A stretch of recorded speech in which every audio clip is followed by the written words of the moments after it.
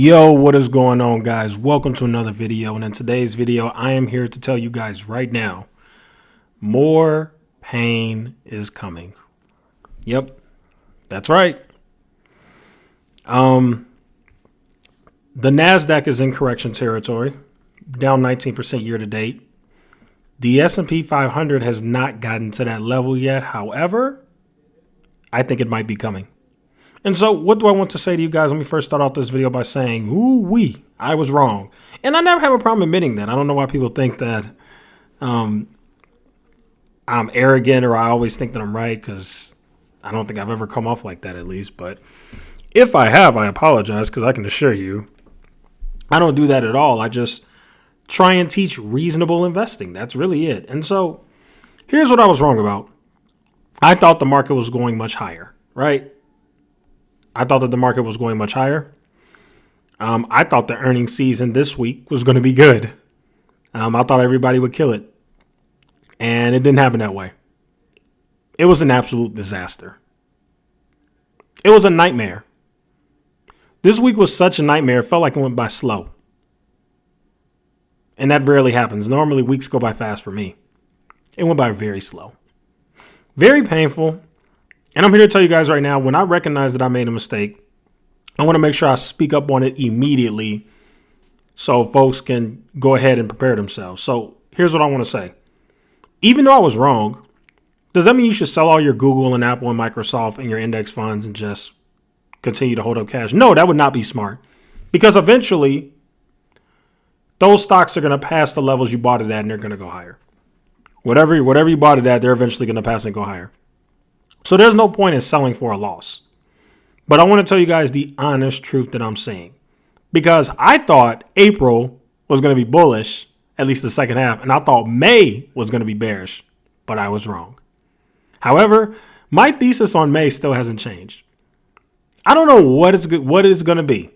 I don't know if it's going to be inflation hasn't cooled off like we thought. I don't know if the Fed is going to get real hawkish and start saying, that's it.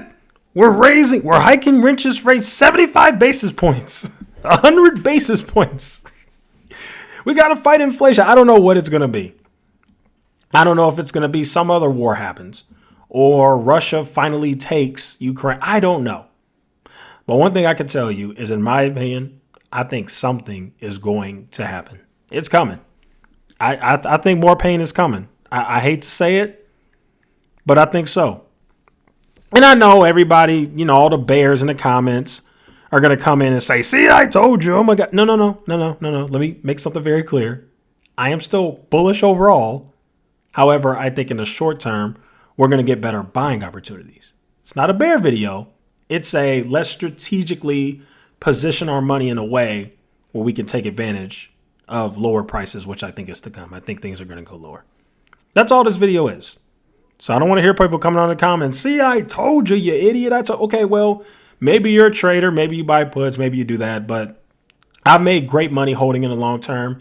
And I think I'm going to continue to make good money holding in the long term. So all this video is really about is strategically buying. It's not about pulling all my money out and getting fearful. Because to be honest with you guys, I just don't do that. I don't get fearful. I told you guys, the stock market is the most resilient thing out there. It's always going to go up in the long term.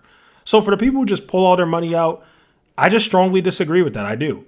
So for all the bears who are going to come under my comments, because I know it's coming, I told you the market was going down months ago. I tried to tell you. See, let me tell you something that's interesting about the bears. They're always wrong. They end up being right one time out of 50 times. And the one time they're right out of 50, they come out of nowhere in droves. It's like Peter Schiff. They come out of nowhere. See, they get their 5 minutes of fame, and they're going to let you know that they were right the one time they were right. I told you the market was going to die, you idiot. I've been shorting it. Everything's going to crash. The greatest market crash in the world is coming, and you're going to die because you keep buying overvalued tech. Well, even if Apple and Microsoft is overvalued, had I listened to you, I wouldn't have made the return I made in Apple.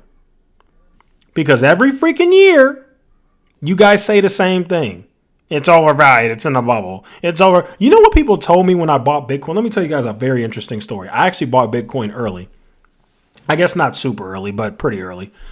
I bought Bitcoin maybe 2016, 2017. And somebody talked me out of it. And I bought it again in 2019. And somebody talked me out of it. And you know what they said? Oh, Bitcoin's a bubble. It's overvalued. You're an idiot. The bubble's going to pop. And guess what I missed out on? I missed out on a crazy ton of gains because I sold my Bitcoin listening to other people. Won't ever make that mistake again. Now, I'm not comparing crypto to stocks because crypto is very risky. I'm not saying YOLO into crypto, but what I am saying is people say this every single year and they're always wrong. Oh, Apple's overvalued. You're an idiot. Okay.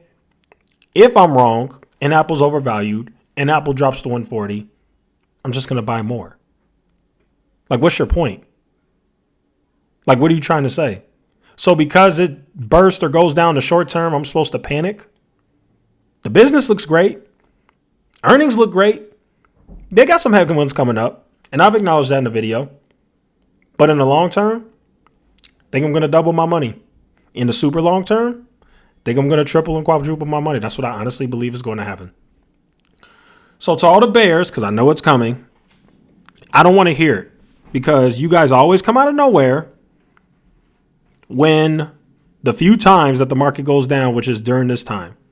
But in the long term, I'm definitely bullish. And so what is my overall plan? Well, ladies and gentlemen, I am going to continue to buy stocks. I know you guys probably thought I was going to say I'm going to hold all my money and store in cash. Why? So inflation can eat it up? No, that's not smart. Let me tell you what is smart, in my opinion. Of course, not a guru, not a genius. That's why I don't have a Discord, Patreon. Just a guy with a camera, right? Let me tell you guys what I think. By the way, I'm looking. Apple is still up 18% for the year. Since last year. So, just saying. But anyway, I do still plan to buy stocks, but I want you to listen carefully. Now, because of what's happened, I'm not putting all of my cash to work. Well, I wasn't putting all my cash to work anyway, but I'm going to put less cash to work than I normally do. So what does this mean? Whenever I get paid every 2 weeks, I'll always make sure I've got at least 30, 40% cash. So the rest will continue to go into index funds.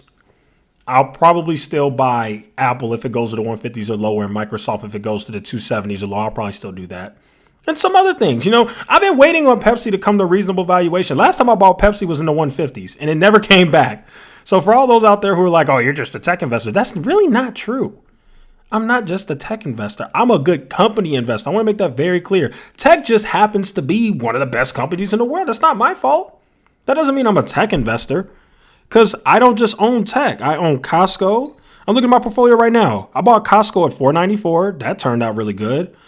I bought Pepsi at $1.54. That turned out really good. Though that's not the only thing that I'm in. I am mostly tech, but I mean, like I said, tech is like the best companies. Did you see how much money? What did Apple bring in? $97 billion in revenue? Like, sorry that I choose to buy the companies that are making all the money and it just happens to be tech. Sorry. But overall, anyway, my whole point is I am going to start storing up more cash. And I think that's the point that we need to make. Now, I'm telling you guys right now, do not get tricked because it's coming. Trust me, there's going to be a rally. Let me go back to the chart because we saw this between March and April. We literally saw this. So let me just go back so I can kind of explain where I'm coming from here. I am going to put my screen record on and we're going to go over it, okay?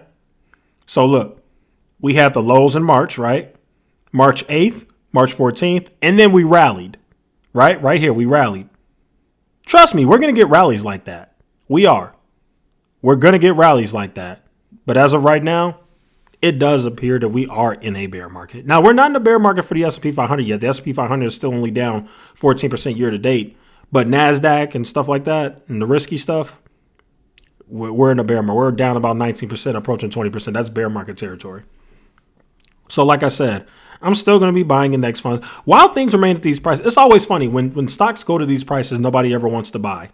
Literally, look at the chart.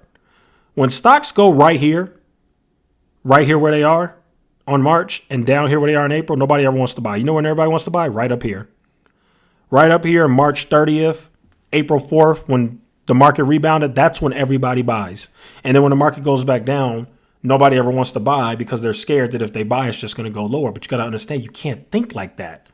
You cannot think like that because the market is always going to, you can never catch the bottom, is what I want to say. You're never going to be able to catch the bottom. But when things go to these low levels, you got to take advantage. So like I said, I will still be buying, but I'm going to slow it down tremendously. For every $100 that I want to put into the market, I'm going to take about $40 out of that, put it in a bank account, and just let it sit there. And then the other 60 will probably go to like index funds or Apple and Microsoft. But I'm going to start storing some more cash starting now because I think more pain is coming. I don't know what's going to happen in May, but I really think something's going to happen in May that's just going to kill it. It's really going to crash everything. I really think. I don't know what it's going to be. I don't know if the Fed going to come out and 75 basis points. I don't know. Something's going to happen. Something. I already know. I don't know what it is, but something bad going to happen. May not be May. It may be another month. I don't know. But I think eventually things will start to get better for sure. But I think during these red times, I think we're just being smart. I think we're just using real strategy. I know I don't have a lot of people in my comments who think they're geniuses and try to predict the market. Yeah, you're an idiot. I buy puts and this and I'm making money and blah, blah, blah. Remember, part of my channel is also long-term investing and it's also avoiding paying taxes. So to everybody who does options and trading and stuff, I don't blame you. Do your thing. I'm happy for you, but I'd rather not pay taxes. And so far, last year I made a really nice return on my money and I didn't pay any taxes on it. So I like to keep that momentum going, to be honest with you. So that's where I'm at with it. That is my plan. Like I said, not bearish, but I think seeing everything that's going on with global markets and inflation, you're seeing supply chains happening. If you're listening to these earnings calls like I am, honestly, it does seem like we've got some headwinds coming up. It really does. The whole China thing, you still got issues in China. You still got supply chain issues. You still got global inflation. You still got Russia, Ukraine going on. So honestly, even though these things aren't talked about as much anymore, they're still a big problem. They really are. And I think eventually the news cycle is going to start to run with it sometime in May. And I think we're going to get more FUD. I really do. I think there's more pain to come. So all I want to say is start storing some cash. That doesn't mean store completely cash and pull all your money out the market. I think you should always be investing in the market because you just never know what the market's going to do. And you don't want to pull a Meet Kevin and pull all your money out and freaking lose money just for the market to go back up, which is literally what happened to him. He pulled all his money out in January, and then the market rallied in March, the end of March going into April, and he just looked like a crazy person. It's like you could have just held the whole time. So I'm definitely not going to do that just because my stocks are down. That's dumb. I'm just going to hold for the long term.